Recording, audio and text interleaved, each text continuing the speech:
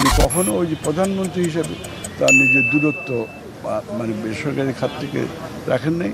উনি সবার সামনের দিকে এগিয়ে নেওয়ার জন্য, দেশকে এগিয়ে নিয়ে যাওয়ার জন্য মানে উনি সর্বাত্মক প্রচেষ্টা করেছেন। এবং এই গত সরকার যে ওনাকে মানে যে ধরনের অত্যাচার অবিচার করেছেন, সেখানেও উনি কারো উপরে খাপ্পা হইয়া যে তার বিরুদ্ধে ইয়ে করবে, তার দলও করে নাই, উনিও করেন।